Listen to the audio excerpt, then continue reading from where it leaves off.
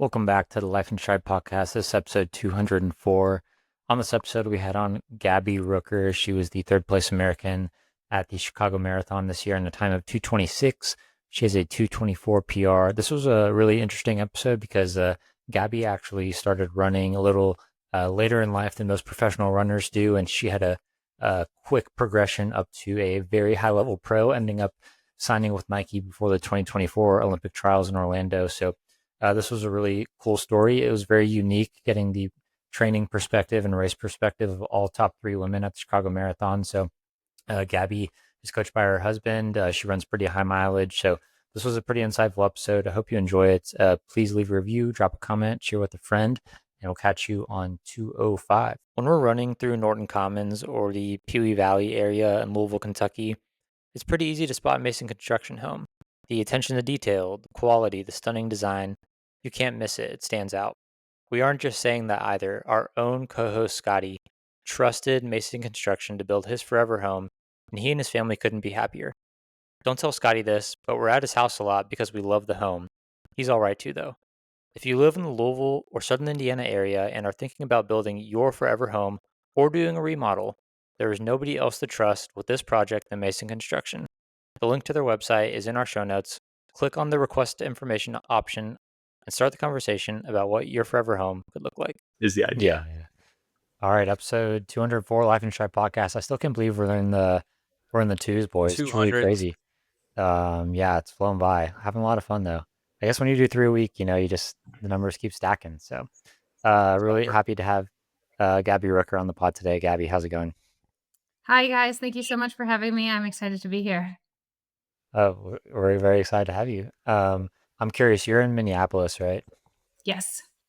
Is it like brutally cold there yet, or no? We had like a horrible cold front in Louisville this past week, so It hasn't been too bad. I saw that there was snow at NXR in South Dakota, and then I have a friend in Carmel, Indiana, and she also had snow. So somehow it missed us, but we did have a couple days in the 20s, and now it's back up in the 50s. do you ever get out there with Dakota Lindworm? Didn't she live in Minneapolis as well? Yeah, I don't run with Dakota so much. I'm running with Annie tomorrow, Annie Frisbee. So looking forward to Annie that. Frisbee. Oh, nice. Easy miles together, and haven't seen her since New York, so it'll be fun to celebrate her big run. Yeah, she had a great run in New York. Yeah, that's awesome. I wasn't like super familiar with her, and then I kind of learned more about her after she had that huge race in New York. So very cool. Gabi, this is tradition, but everyone who lives in Minneapolis or St. Paul, I promise them I will run with them when I go see my sister. But I'm going to see my sister. She lives in South St. Paul, so. Oh, well, I'm in South-ish St. Paul. I'm over by the lakes. Oh. So, do you know, did your sister live by a lake? I don't know. I mean, isn't there like 10,000 lakes in Minneapolis or in Minnesota? Let's say. Yes. So, yes, she does live by a lake. One of the things I think makes Minneapolis like such a great city is that we have a really good parks department. And so you can get to the lakes pretty close if through most of Minneapolis. And then that connects you to a huge trail system that takes you to a creek, it takes you to the Mississippi River, and then takes you over to St. Paul. So generally, if you talk to a runner or someone who's like an outdoors person, they live in Minneapolis, and you ask them, like, do you live by the river or the lake? Then you can figure out where you would meet up for a run. Have you been to Can Wonderland? Not in a long time, but yes. Okay. Oh, what is that? Dude, it is a putt place in the basement of this giant warehouse.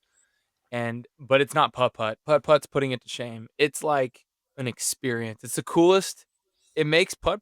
I haven't been to putt since because it makes regular putt horribly boring. Like it is. And next time I go to Minnesota, I'm definitely going there again. It was so much fun. The lines are super long there. Or go ahead, sorry. Oh, are they? We went in the dead of winter, so it was not that bad. We're gonna have to take a boys trip up to Can Wonderland. There's Korean barbecue up top and like a game room up top. Or at least there was when I was there. But when I was there, Gabi, last time I was there, and then we'll dive into you, I promise, after the small talk. But last time I was there, it was the record cold, maybe 5 years ago, maybe. It was like -40 with a -60-degree wind chill. Oh my gosh. And our flight was canceled for 4 days. We couldn't get out. Like, they couldn't de-ice the planes. It just wasn't working. It was so cold. My sister-in-law is Thai, and they moved back here from Thailand, I think 3 years ago, and the day they landed, it was -20, and I just felt so badly for her. It's just like a different world. Like you just treadmill run at that point, right? No. We're still usually going outside. You just, like, layer, jacket, hood, like a balaclava hood, eyes covered, hands in, like, big mitts, and just go. If you have to do a workout, of course, you're inside, but I think Yeah. a lot of Minnesotans still just trudge along in an extra 15 pounds of clothing. Fair enough. Wildly impressive. We would Yep. consider that a national weather emergency in Kentucky. Yeah, that would Yes. shut us down. Yeah. Everything down. For sure. Yeah, 2 Whole inches of city. snow shuts everything down in Kentucky. So Yeah. yeah. But Scotty, you want to hit it? You want to hit the rapids, bro? You know what? I would love to. Gabby, after this, you'll hear enough out of me and we can get to, the stuff that matters. But now we're going to get into rapid fires, which just means I'm going to ask you some questions and you have one rule. Don't elaborate. And that's Too it. long. Okay? Okay. Unless I tell you to elaborate. Are you ready? Let's do it. All right. First question is always the same in the last question. First question is, what is your favorite flavor of ice cream? This matters a lot. It is a trick question. Important Okay, question. favorite would be cookies and cream. But we just had this like apple pie Tillamook, and that was very good. Ooh, nice. I like Dude, them. Tillamook makes really good cheese. Can I go on a little bit of a rabbit hole real quick? Yeah. Do let's no do it. elaborating, Scotty. I'm just joking. Hold on. Go ahead. Hold on.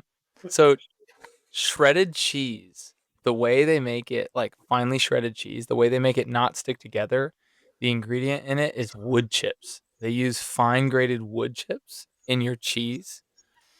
But Tillamook doesn't use wood chips because they have giant shreds and it doesn't stick together. Fun fact. So Great fact. Thank you, Yeah. Scotty. Important. I'm not a nutritionist or a doctor, but I like to spit useless health facts, and Danny rolls his eyes at me. But No, it's okay. Gabby's a PA, so she can correct you. Yeah. am I wrong? I got no knowledge of wood chips. and cheese. wood chips and cheese. I will refer to Yeah, my dude. Danny, you have a slight echo. Okay, yeah, we'll hit her, and we'll get in the next episode. Anyways, second question: road, trail, or track? road. Go to post-run indulgence. I pretty much indulge all the time whenever I want to. So I don't know. Like post run is usually like protein and carb. But then like lots of like post long run, like pizza or burger or like get in the calories type situation. Whatever you can find, essentially. Yeah. I like Yeah. to do if I'm not too like saturated on like gels and stuff, I'll do like gummy bears or something like that to get like a lot of sugar in if I've done something hard. Mm. Yeah. Respect. Makes sense. Favorite race you've ever done? Ooh, good question. Ooh, I think the one that stands out is probably Grandma's 2022 when I OTQ'd. Oh yeah, Very cool. that's a core memory right there. What is the song that gets you the most hyped? First thing that comes to your head. Doesn't have to be the Is right that- one. There's a new Robin song that came out today. I can't remember what it's even called, but I've heard that like 2.5 times, and I'm really digging that. Okay, I dig that. What is an athlete, or what is the athlete that you are most inspired by? Oh gosh, I feel like there's 1,000 athletes that I could name. I think like running wise, it'd be Kira. She was just someone who I really looked up to for a very long time. I think her story is really cool. And then when I was on the journey of kind of transitioning from full-time working and amateur running to professional running, she was a huge mentor, and I was just like giving her contact information. They're like, yeah, you should reach out to Kira. She should be happy to chat with you. And I was like, you mean Kira D'Amato, who's held multiple American records? And I reached out to her, and she called me on like a Saturday night and was just kind of as much of a wonderful, like, what you see is what you get. So I think from like a women's road running situation, she would be the one that stands out the most. That's super cool. Cool Love story. that. What is a recovery tool that you can't live without? Right now it's slant board. I really like a slant board. Ooh, nice. Cool. Mhm. Yeah. Good for the Achilles. Might Yeah. double click on that one later. I was had active stuff, and about a year and a half ago, and got one. I found that if my calves and Achilles are less tight and strong at the same time, feel pretty good. And I think they're like $25 on Amazon, so not breaking the bank. You just sold about 100 slam. Unintentionally. Use code Gabi. Yeah. GABI. Check out. You can try. I mean, it might work. Gabi 10. Gabi 10 is always a safe one. Yeah. What is the worst running advice you've ever received? The answer can also be, I don't know. Speed up on your easy runs. Interesting. I can't believe someone's actually said that to you. Who would you love to go on a run with? The person that I can't go on a run with right now is my training partner, Kim, because she just had a baby 3 weeks ago. So it's been a long time since we've had a run together. So I'm very excited for that first run back. Oh, that's great. Good for her. That's great. Congrats. What's the weirdest thing you've ever seen on a run? Gosh, I mean, I can't think of anything that was crazy weird. See a lot of like a fair amount of weird things in Minneapolis, but nothing stands out to me that I feel like that was so weird. So sorry, bad answer. It's okay. It's okay. If you couldn't run, what sport would you do? Well, formerly gymnastics, since I was a gymnast, but this old body isn't interested in gymnastics now, so I'd probably take up tennis. Weren't you a national champion in gymnastics in college? Yeah, 3-time individual and 3-time team. That is insane. What university did you go to? I went to University of Wisconsin lacrosse. It's D3. Oh yeah, I'm familiar. I ran D2, Yeah. so we ran against lacrosse several times. So very cool. Oh yeah, Well, that's impressive. very cool. Yeah. Watch out, Simone. No. What's your favorite time of day? Morning. Like that early morning coffee, slow. How early are we talking? Like 6:30, not terribly early. Guilty pleasure TV show. What is it? Don't be embarrassed. I mean, the thing that I could just like watch forever is still The Office. Not really guilty pleasure, but just like I need something where I'm not really paying attention. I'll just turn on The Office. We just finished the most recent season of Only Murders in the Building. Nice. Which was fun. Yeah. All right. Ooh, For I've this heard of next that. question, actually, we're going to do this 2 ways. You're going to fact check yourself by opening your text. Okay. You're going to open your phone and you're going to open. Are you on your phone for this or are you on a computer? I'm grabbing it right now. Okay. So don't look at your phone yet, but you're going to open your text after you answer this question. What is the top left on the most used emoji? You have to guess first. You have to guess. Did you see it? No, I haven't looked, but I also didn't know that was a thing. I have an Android though, so Oh, no. does it work? I think it works. Do you like have an emoji button where you like click them?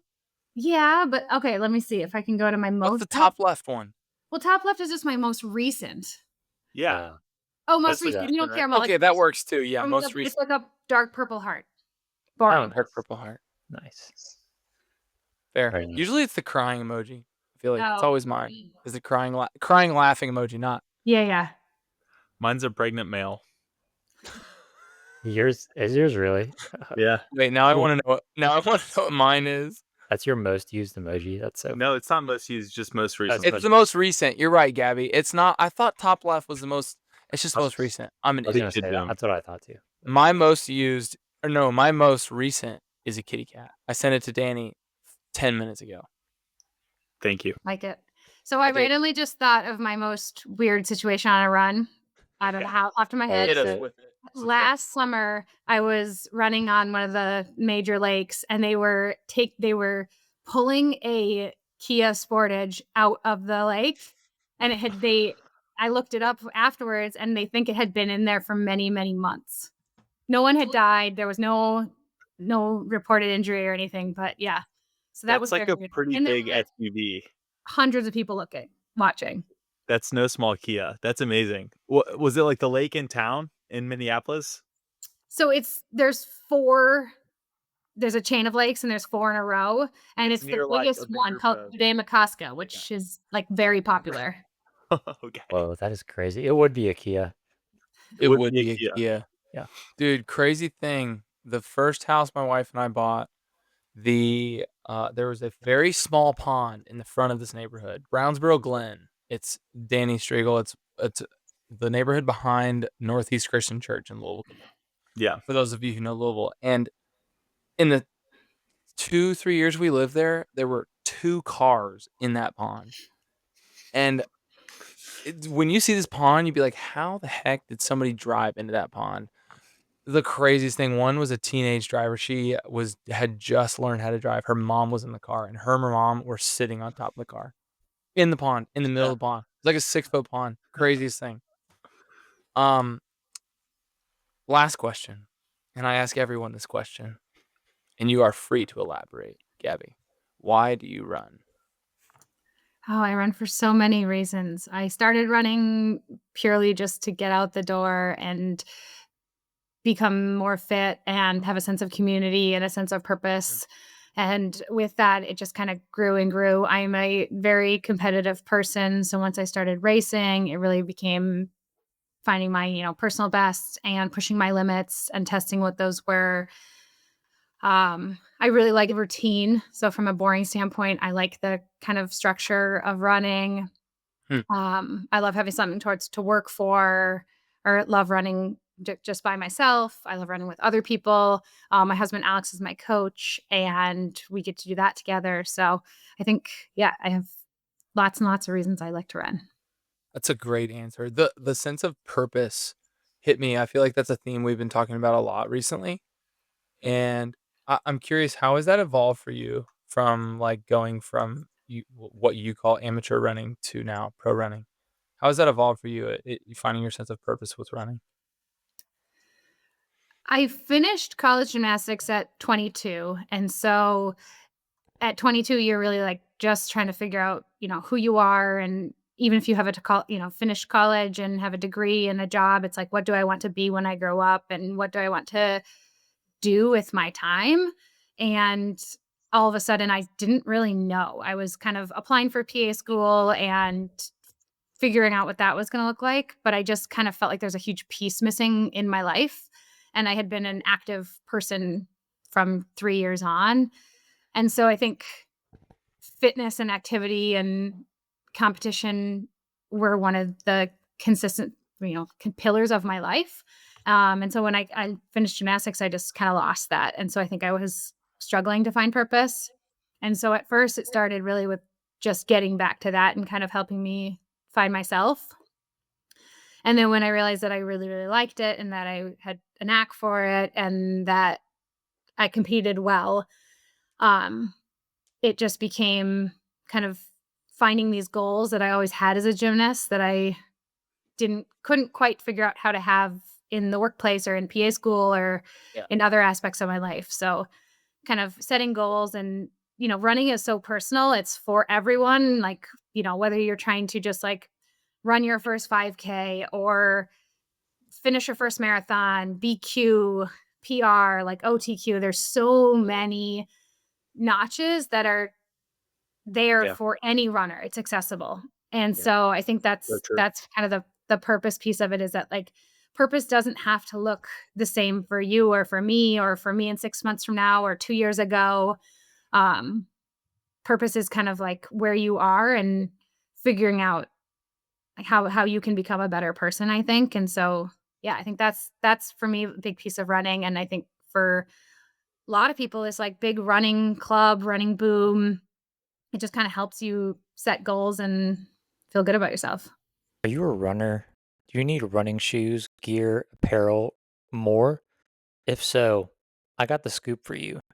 Kencom's Running Store is the best place to buy any running supplies you need. Located in the St. Matthews area of Louisville, Kentucky, their friendly staff will take excellent care of you. If you are a newer runner and need help finding the right shoes, or you're looking to get plugged into the Louisville running community, this is where you need to start. If you don't live in Louisville, check out werunlou.com. We have a discount code and the link to the website in the show notes, and the shipping is free for purchases over $100. I promise you, Matt and team are the friendliest people you can meet.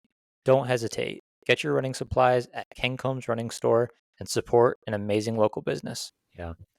I'm curious. So I have your World Athletics page pulled up, and it says your first marathon was a 2:56 at Grandma's in 2021.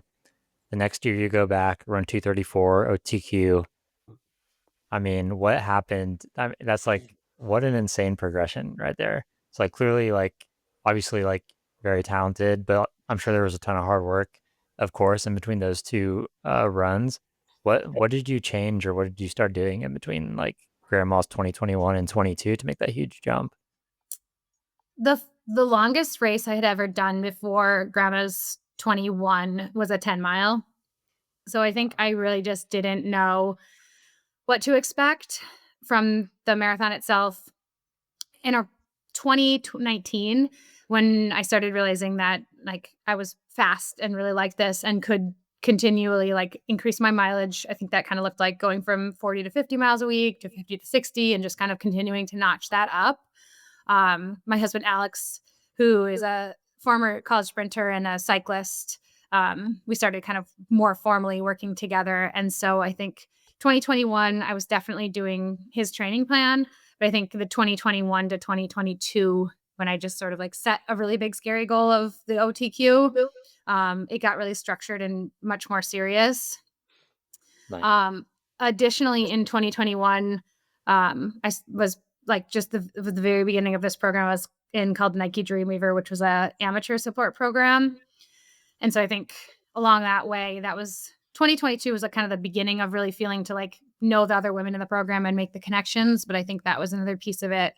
And so, yeah, I think I just had a lot of really consistent running, much more very like focused and structured training with Alex, and then having a community of women. Shout out Alex. Yeah, shout out to Alex, because he had truly had to like learn distance running, right? Because he was a sprinter, so he probably had to like do a pretty good amount of research to like figure out, okay, I'm now married to a very elite marathoner. I need to figure out how to coach her. So did he have to like go through kind of a learning process to figure out how to coach you at the super high level that you're now at? So we met. So I did one season of track as a high school senior, and that's actually where we met. We went to high school together. Oh, And cool. so we were college athletes on different teams at the same time. And so he really knew me, obviously, super well by that point. And he had transitioned to cycling himself. So he had been kind of thinking about doing like a physiology degree. And so it was already like very much diving into like actual textbooks and research articles and things like that. Trying to do a lot of very science-based Nice. training. So yeah, he's always constantly still learning and trying to change things. And after a race, whether it goes well or not, kind of going back to everything and dissecting, what we think helped, what may have been something we tweaked or should have tweaked, and why. Yeah. I'd be so curious about his sort of training philosophy derived from the principles of physiology versus, and I'm sure that he has done research on like running long distance coaching and endurance coaching and everything, but as opposed to the type of coaching that we get or that we've experienced, is like, just seems like it's been passed down and done forever, and that's what runners do who have success. You know what I mean? So Mhm. that's super interesting. Yeah. I am curious. So, like, I've coached my wife before, and Scotty's coached his at times too, and it's always kind of tough to, because like you sometimes my wife in particular, she'll be like, I don't really feel like running today, and it's like we need to get the BQ. Like, you should probably go do your long run today, and I don't want to be that person for her. Like, as her husband, I don't want to be like, you have to go run today, or like a coach could like maybe more easily say that. Is it like tough managing like having your husband as your coach, or is it like has it been pretty smooth? Most of the time it feels smooth. The time it felt hardest was when I had my first injury and it was a prolonged injury. Yeah. And so then it was, we have a plan. This is what we're supposed to be doing. And there'd be a lot of negotiation on like, I don't think I can run 10 miles today, but that's in the plan. So it stresses me out that that's what I'm supposed to be doing. Or I know I'm supposed to have intervals tomorrow and I'm still in pain. And so having to have those conversations very frankly, and like, while you're eating dinner or trying to watch TV or anything like that. Like you said, when you just don't feel like getting out of bed and doing the long run, even if you're not hurt, you're just Yeah. not feeling it. Everyone goes through that. Those are the times when it's sure. not super glamorous, but problem solving together and coming up with solutions to that is really meaningful. And then when things are going well, when we do have these really high highs, they are so much fun to celebrate. Like I'm sure. in 2023, when I like had a pretty breakout race in Chicago, just seeing him at the finish line was just like the most special thing ever, because we had been through so much and really put a lot of other things in our life on hold and changed things up. And he'll put things on the back burner for himself. So then to celebrate them together is just like really special and something that I can't imagine not having. Yeah, Yeah. being able to celebrate something like a hobby together with your spouse is like one of the most rewarding things. It's sometimes rare, but it's like truly so rewarding. That's really fun for you guys, especially like the coach athlete aspect. That's great. That's fun. Yeah. Yeah, he's often on the bike with me on my long runs. And so when you have those really hard ones where you're just grinding away and then you get to the last rep and like you hit it, or it's faster than you thought it would even be, or that you did this like better than you've done it any other training cycle, and it's just like he's right there on the bike and it's pretty silent. It's not like we're chatting or like having this time together, but just like to feel that success together is also really fun. My wife just ran the Indy Marathon. Danny and Striegel both did as well. I was spectating, and I had a bird scooter, and I saw her like 6 times, and I took a ton of video, and I watched some of the video back, and I'm almost like cringe like watching it with some of the stuff I said. Like, I can't believe I yelled. I was like, she was like passing a bunch of dudes at like mile 23, and she had a great race. She ran 2:48, and Amazing. I was like, I yelled, "That's my wife!" I yelled that like 5 times. I don't know why, but I was like so proud of her, and I wanted everyone to know that like she's beating all of you and passing all of you at mile 24. But it's a fun relationship between spouse and Yeah, coach for sure. I have a fun memory from CIM in 2022. I run with Mill City Running, which is a big community team here in Minneapolis, and one of my friends, Doran, and I were kind of like running together. And now Alex coaches Doran, but at the time he wasn't, and Doran and Alex didn't really know each other. We're at like mile 22 or 23, and he just screams super loud, "It's time to tighten the screws!" And Doran's like, "Yeah, okay, let's do that." That's awesome. So intense and so loud. And Doran told me after the race, he's like, "Yeah, I was like, let's tighten those screws." I'm gonna say that. I'm gonna add that to my list of spectator things to say. That's actually a thing. For those of you listening to this podcast that are runners, send this podcast to your spouse on things to say for spectating marathon, because that's actually hard. You don't know what to say half the time. You're like, what do I say? Do I just say? I end up saying like, "Let's go," but then I ended up saying, "Find your rhythm." My wife likes to make fun of me. I actually fell asleep. This is what my wife does for me. She makes a sign that says "World's fastest cat, Dad." and has a picture of our 2 cats and me. This is from like 2021, I think. If you're not watching the Spotify video or YouTube video, you need to look at your phone right now and rewind 10 seconds. It's I'm just contributing my piece to the topic of like cringe spouse stuff that happens during a marathon. Honestly, it's great. It's great. It's great. Yeah, I was gonna say, Scotty, in the YouTube video we posted, he probably said "Find Your Rhythm" 50 times, and I loved it every time, bro. Yeah, It's a good I one. fell asleep after great the in the back. marathon, and I woke up to my wife with my phone in her hand, and she was watching all the videos that I took, and she was like, "You said 'Find Your Rhythm' so many times. This is embarrassing." Once to like 20 people. I mean, everyone heard it one time. So I had a great time, Great. and I'm getting less embarrassed with hearing myself because I've done a podcast 200 plus times. I kind of like Find Your Rhythm. I liked hearing that. That was good. People liked that. Yeah. You want to hear that in the first half, not the back. Gabby, what's like the encouragement that you want to hear Great question. deep in the race? Probably something like, you look strong, you look fast. Yeah. Mhm. Yeah, it's good to hear that. Like, it's good to hear that, someone tell you like you're looking good late in the race. Like, it kind of gives you like a mental boost. Like, okay, like I'm hurting a bit, but I'm still in it. Like, I'm still looking strong to that. I always there's this thing that my buddy Cheston says. He always says smooth is fast, I love and that. Yeah.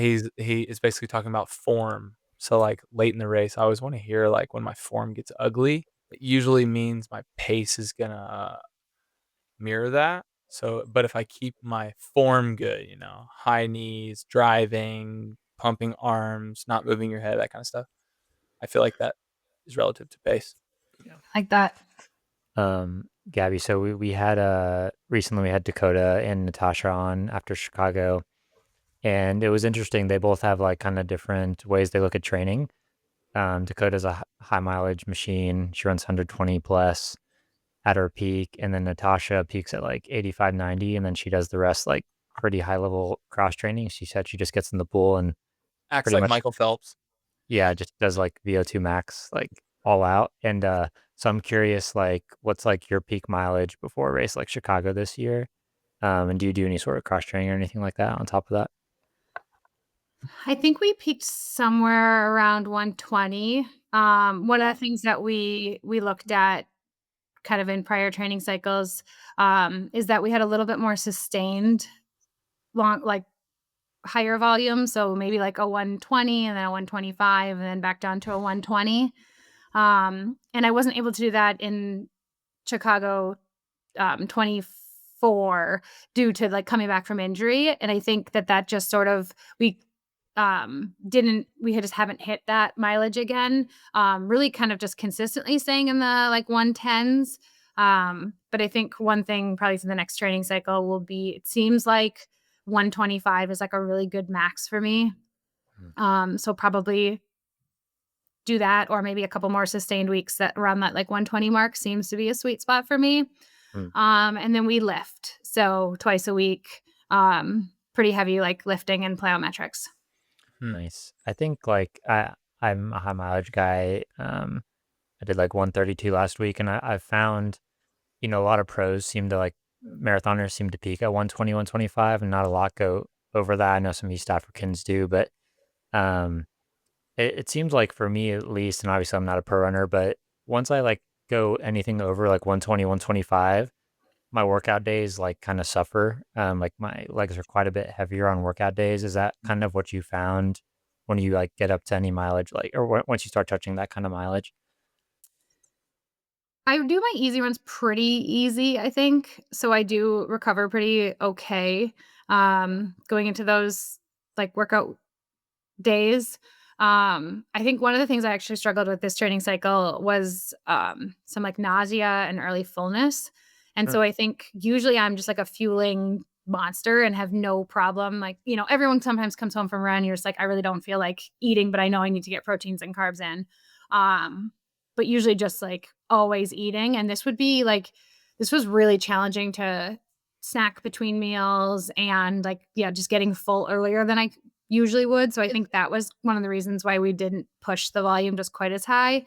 So I worked with my sports dietitian, Kelsey, We kind of started at the 11th hour before Chicago, and now we're kind of looking back at like what was the problem with that and what was going on there. So I think it wasn't so much like legs, it was more this weird, it wasn't really in run nausea, it was more just afterwards appetite was really hard. So that's something we're working through this time. So Yeah. Always good to have something you could have done better. Yeah.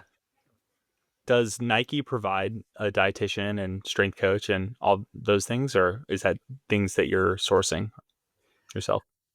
So Nike kind of switched over to 3 hubs. So there's a Eugene hub, a Provo hub, and a Flagstaff hub. So if I go train there, I have access to all of those things.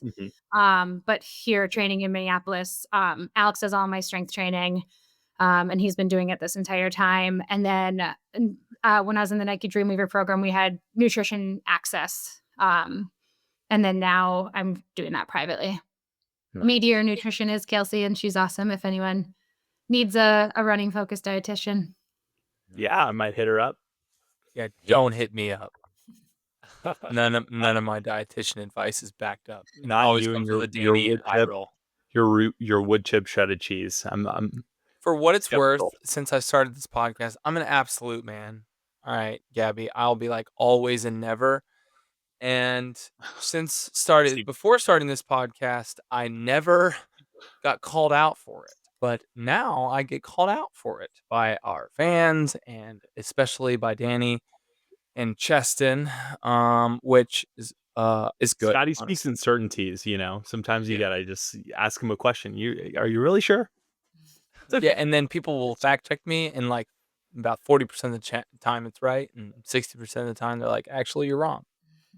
Don't ask me about water towers. That was a big debacle for many episodes. Gabby, speaking of fueling, I am like very curious always how pros are fueling during in the middle of a marathon. Do you shoot for like a certain amount of carbs per hour, or how do you like usually attack that during a race? We do that 80 to 100 grams an hour as a goal. I use the like tall, skinny water bottles, like they're not Morton bottles, but that shape. And we do a mix of like SIS, Science and Sport, and Never Second. Nice. And so, yeah, it'll be Alex actually again does. So I have a very all-in-one husband coach. He brings our like coffee scale to the race. Where is this man? Bring him on. Where is he? He's hiding in his office. And it's almost to the point where I'm just like, I cannot be a part of the pre-race nutrition because he is measuring out like this, like the bottle needs to have 45 grams of like powder, which would equivalent to whatever amount of carb. So he is dialing that in. And then I'll just take like whatever is on. We know there's way more than I need because if every bottle has like 30 to 40 grams of carb and then also a gel on it, like you're not, as elite athletes, very, very lucky. We have fueling stations every 5K. So I would be doing like 80 grams every 5 kilometers. So that would be way more than I need. But then I have options. So yeah. Do you try and front load it earlier in the race, or do you try and disperse it pretty evenly? We do kind of focus on front loading in case it's hard, but I try to still drink like 2/3 of my bottle or take like 2/3 of the gel in some of the bottle. There are sometimes like when I have calf ones, it'll be like the calf gel with just water. And so it's like take that whole gel and then like take what you need for just like free water. It's okay, Danny. When do you take caffeine, early or late or in the middle? So I think taking one right like 30 minutes before the start, and then I think I usually have 2 on my bottles. Yeah. Do you get jittery? I feel like with a marathon, you have like some level of amnesia, so that your body's like, we can do this again. Yeah. So I don't. So I also like write it down so that if it worked well, then we'll just do that again. But I'll just again be like, just put it on and tell me which ones I have the calf, and you can tell the taste. It's fueling's getting really interesting right now because obviously like there's some triathletes doing crazy stuff like 200 grams an hour on the bike, and Joe Klecker came out from the on team before New York and said he was going to do like 175 an hour, which is crazy. It's a lot. And I heard that. Do you know if he got that? oh, I don't know. I haven't heard him I on heard it any. pre-race, but I never heard the follow-up. I just don't like. I feel like I don't 100 know is how like you do enough. that. Yeah, like I don't like that'd be so many gels. Like there's so much drink mix going down. It'd be tough. And he had a He's good a race. tall guy. I wonder, like, Yeah. I wonder in comparison to, me, I don't know what his height or weight, but I imagine his needs are higher. But yeah, 175, when I heard that, I was like, oh, that's a lot. Yeah, that could be it for sure. And then I don't know, not like it seemed like it worked well for me. I had a good race, and I just think like anything over 100 for a lot of people that I talk to say like that's when they start like kind of feeling like they're gonna throw up. So you got to be like kind of ride the line of like I'm taking enough to not bonk, but I also like need to recognize my stomach can only take so many carbs every hour, So he was riding close to the sun at 175 if he did it. So For sure. The only time I've ever had like stomach vomit issues was at trials. And I think we had bottles kind of every 4 miles. But I think that was just because I was so hot and like Yeah. blood flow to my stomach wasn't great. So I'd like take the gel and some of the bottle and just feel terrible and think I might throw up, and then feel a little better by like at 3 miles. And then you have a mile of feeling okay. And you're like, okay, ready to get hurt again. Stick with nutrition because I know I need it. yeah. Um, I'd love to kind of pick your brain about how this year's Chicago went. Scotty ran, and I was spectating around mile 8, and I saw you come by. And I think by then you were solo. I think you maybe had a pacer with you at that point. And the women's field in Chicago is kind of unique this year because it was very small. I think they had set aside some budget for Ruth Chepngetich to come back, and obviously she got popped for doping. So as it was a smaller women's field. So was it like kind of frustrating? I maybe not frustrating, but like were you expecting to have like more women running around you earlier in the race? Like, because it seemed like you were kind of pretty alone, like pretty early in the race. Was that like something you anticipated before the race started, or were you like prepared for that to happen? You just had an amazing training block, and you're walking to the start line of your PR attempt race. What are the key items you need to have on you for race day? For me, I cannot start a race without my white mid-crew SWIFTWICK socks, and I'm going to give you 2 reasons why. Number 1, my race day fit is not complete without them. I love the look of these socks, and I think if you look good, you feel good, and you race good. Number 2, I trust the performance of these socks. They have compression technology that is going to guarantee my feet are feeling good in my super shoes, and they are also made of moisture wicking fibers that are going to prevent blisters from happening, especially when I'm going the marathon distance.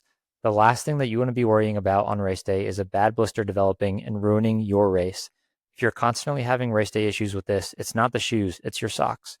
Try SWIFTWICK socks today. The link to their website and our discount code is in the show notes.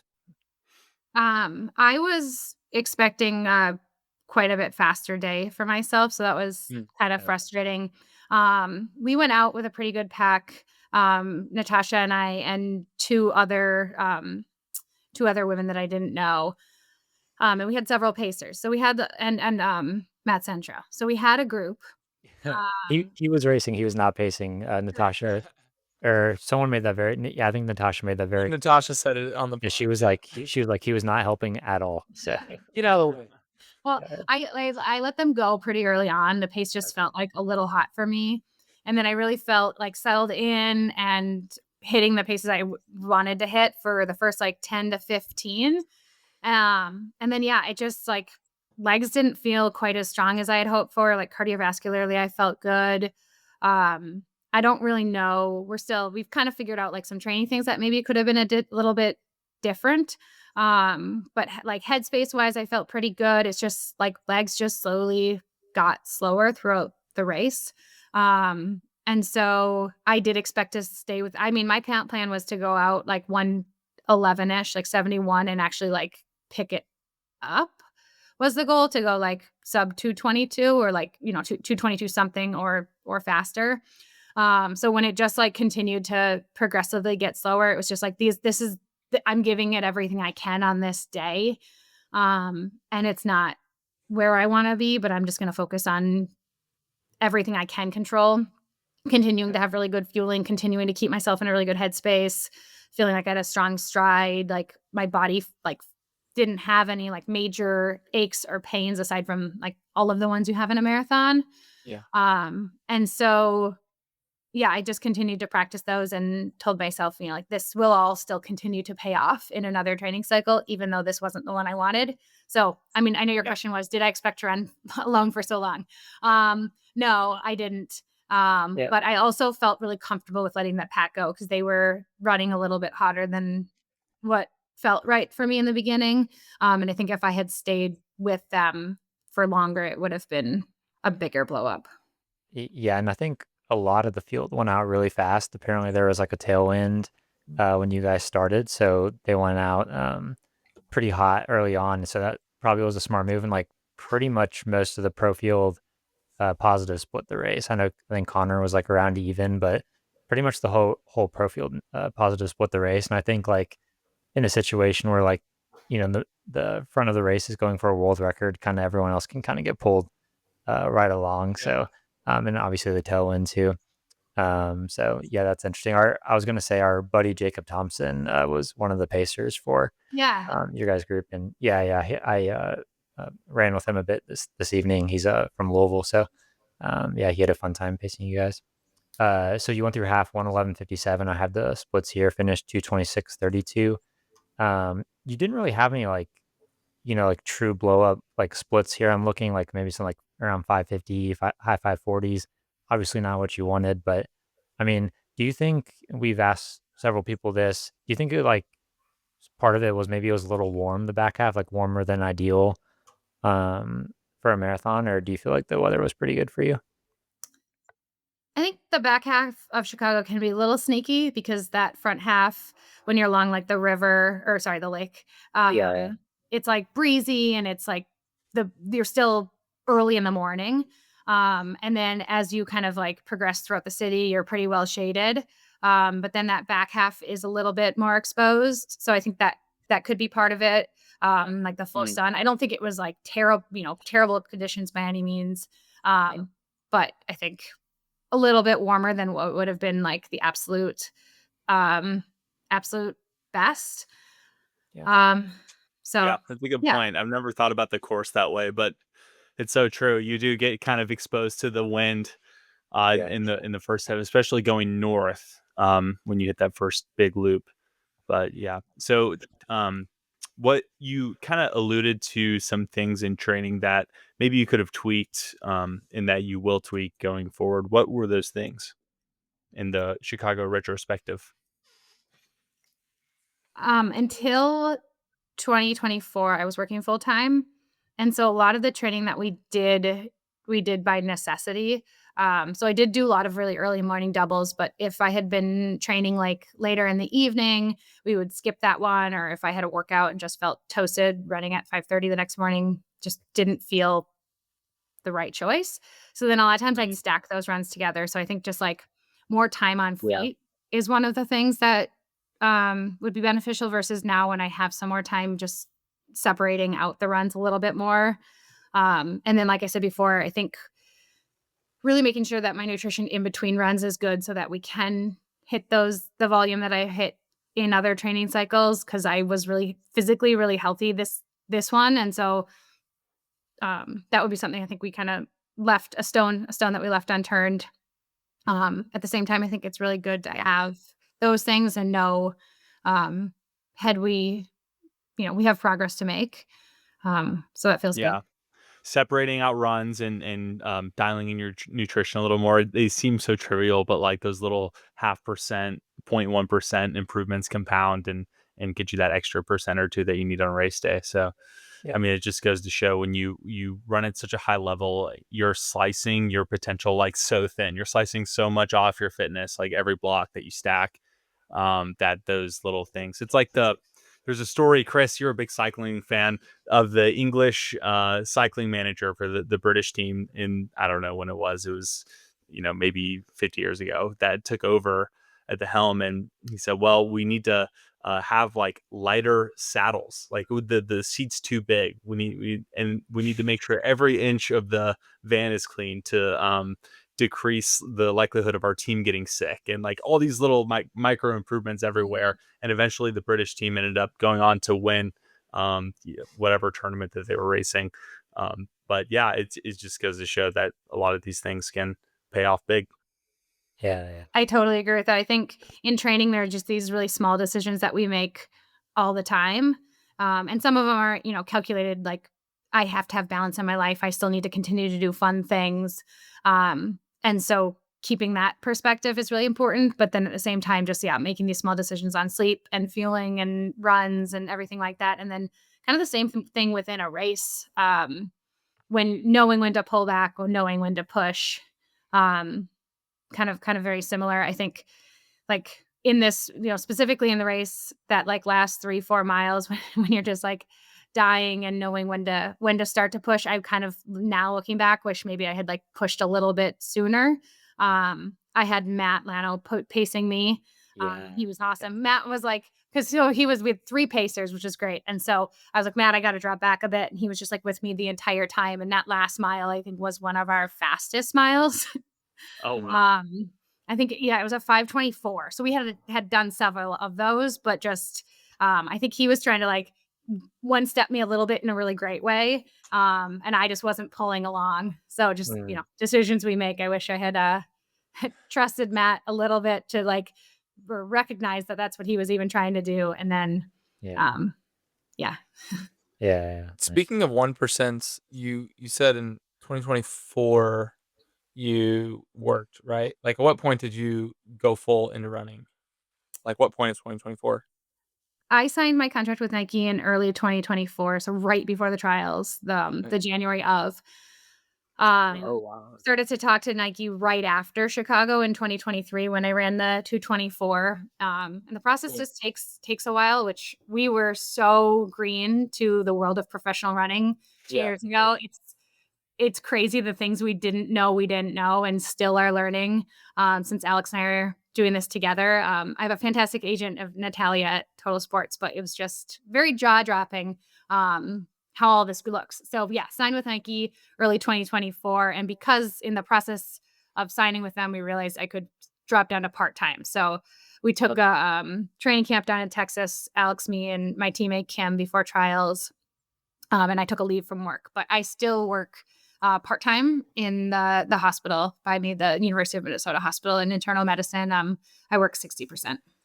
Gotcha. Would you say that is more than a 1% help, like in your training, not working full time? I'm sure. Or not necessarily? It's huge for nutrition and all the small things, or not nutrition, sorry, recovery. Because I have so much more time to recover between things and like sleep a little later. I don't have to do the first run at 5:30. I can do it whenever it works for my schedule. But I also, the structure of work did work for me. I ran the 224 working full time. So I think people who have children, people who have full-time jobs, like you guys just all make it work. And I think that's so crazy. And like the elite, sub-elite, like BQers that are running multiple marathons in a year and doing it with kids, I think is way, way harder. And we have all these elite moms that are running professionally and parenting. So yes, I think it made a huge difference, but I also think that the U.S. distance runners have proven that you can do it working part-time, working full-time if you have to with a family. And I think probably if you talk to those people who have families, their perspective on it all is pretty good. Yeah. Shout out to my wife. My shameless daily podcast plug of my wife. Mom of 3. Somehow she figures out how to. Crazy. She's closing in on my PRs quick. You better watch your back. Yeah. Trust me, I just went on a double date, and that was topic of conversation. I'm curious. So obviously, I'm sure one of your like big goals is to make the team. It's a home Olympics. Obviously, that would be so cool to run the streets of LA, repping Team USA. They haven't announced where the trials are yet. As far as I'm on Let's Run every day, I haven't seen anything. So I follow the sport pretty heavily. So I'm curious, like, how are you going to make your like race schedule moving forward? Are you going to keep doing races like Chicago where you can like shoot for a PR on a fast day? Are you looking to do more like just pure race type races like Boston, New York, or how are you thinking? Like, how do you want to structure things going into hopefully making the team in 28? Alex and I talked about this recently, and I think right now it's really just what feels really exciting. So Nice. if it feels exciting to go race, like another time trial race where it's all, pick a race against yourself, then let's do that. If it feels really exciting to go, throw your watch off and just race the pack, then let's go do that. And I think factoring in both is going to be really important. I think one thing that I think is a strength of mine and Alex's is just like trust in like each other and like really trust in myself. And so I think, yeah, just looking into like, why do I want to do this and what feels good and what feels exciting. If I did all hilly races between now and the trials and it was a pancake trials course, I think I could go in there and just be like, I'm going to run my race. I'm going to, jump on it, Stan Wilson, like run your own race. That's Tony's motto. And it's obviously worked for 45 years 40, the Olympics were, almost 42 years ago. Yeah. Or if I say I'm going to run all fast flat courses and it's a super hilly race. I think you go in, you compete, you trust your body. And as soon as we have that trials location, it will be interesting to see like if it's a flat course, people might be trying to run more flat races. If it's a hilly course, if it's going to be somewhere like at elevation, who knows? But I would like to have a marathon that kind of mimics the course as best as possible. Sure. If that works. Yeah. When do they release it, Chris? I Is it just whenever or? I don't know. USATF's kind of funky. Gabi, do you have any idea when they will? Wasn't it like 2023 when we found out Orlando?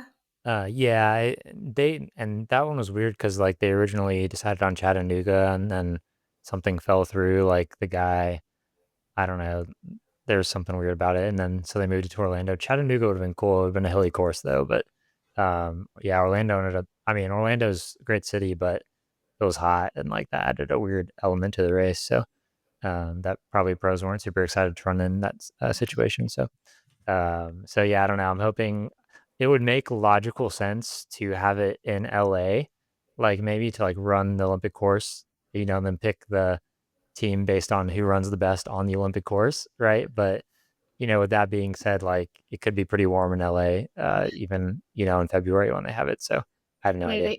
They did Nick did an event for Joni's 40 year of winning the gold medal, and it was in the LA Coliseum like a year and a half ago, and just like walking through that tunnel when she leaves the road and she has this moment. She was there and they had all these they had this kind of interactive memorabilia of her, but then for her to tell the story of, she always says she ran through that tunnel. It was her like last moment of silence and it was really dark. And she always says like, I didn't think anyone would be there. And she like the whole crowd, it just goes wild for her. And yeah, getting to even just like be in that Coliseum was such a magical night. Oh, cool. Goosebumps. Man, that's dream scenario of a finish line. The Olympic marathon finishing in the Coliseum, like in front of a crowd of people. Could you imagine? Yeah, no, I mean I can't. And also just having the opportunity to race there, like in Joni's footsteps, I can't imagine. It would be. Is that your ultimate motivation right now? Like what you think about the most? Magnum opus. Yeah, I mean, I think at this point, trials still feels a little far away, but it is only 2.5 years.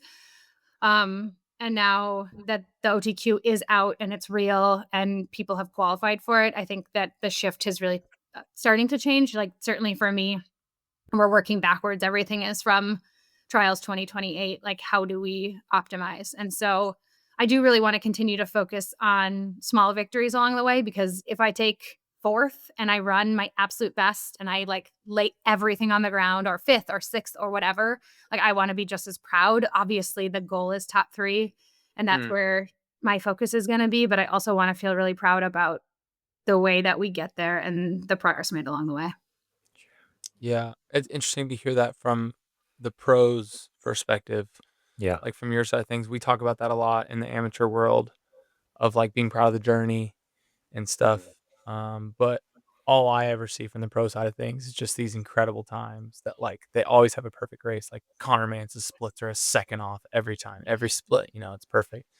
So that's an interesting thing that like you're already preparing yourself. I mean, in my head, I already got my top 3 women. and top 3 men, and you're in it. Got to be in it. Appreciate that. Hell yeah. Yeah. I think I was really good at enjoying the process early on, and it's something I did lose sight of, especially when there was just so much change going on at once, from like running the 224 to signing with Nike to leaving for a training camp to getting ready for trials. And it was all really exciting and it was all really wonderful, but it just made, when I had a bad trials, just it felt so heavy, and it felt, the lead up to those days just felt like so much like more of a weight than other races I've run. And so I think I've tried to focus back onto, you know, why are we doing this? We're doing this because it brings us a lot of joy. I've met some of my closest friends through this process. I have an incredible running community at Mill City Running. I loved every moment of the Nike Dreamweaver project. I love seeing men, but also women, just like, you know, I don't even know, what do we have, like 10 OTQs in Indy? Like, I just love seeing people set their own personal goals and like achieve them. And running is a really big tent, and there's space for everyone. And a really, really good day for me doesn't have to mean that there isn't space for someone to have a really good day. Yeah. And obviously, again, going back to trials, like there's only space for 3 of us to have a really good day. And right now, I think you could name 20 athletes and you could put any of the 20. I don't think there's on the women's side. I think, you know, Connor's obviously very, very dominant on the men's side, but I think on the women's side, you could take any of those 20 names, and whichever one of us have a really good training cycle and have everything dialed in and just a great day, those will be our 3. And I'm going to do everything in my power to be one of those 3 women. But I want to have fun, and I want to enjoy the wins along the way. Yeah. It's this is one thing I love about having a running podcast. And 2 years ago, me, Danny, and Chris would have never thought this, right? That we're talking to people like you on a running podcast, right?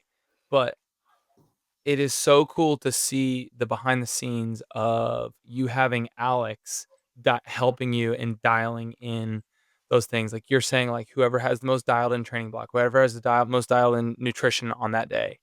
And it's like, it's so cool to see the behind the scenes of you being like, so my husband Alex is out here measuring in grams. Like, you know, there's some other people I know that are running that don't have that. So it's cool that you have that little edge potentially on people. And it's just, I don't know, it's a cool moment to see that.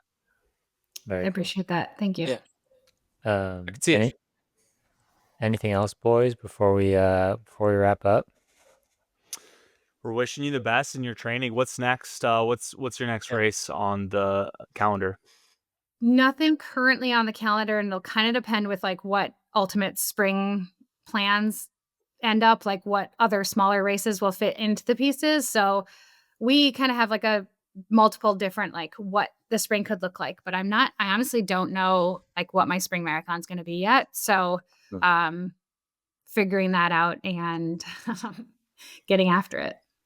Yeah. Well, I'm a fan of your social media. I love how candid you are on there in your posts. So I want to see some Gabi Rooker minus 40-degree runs on the Instagram this winter. I want to see the full kit. That's going to be my inspiration, because when it gets to like single digits here in St. Louis, I'm like, no, not happening. So I need to push.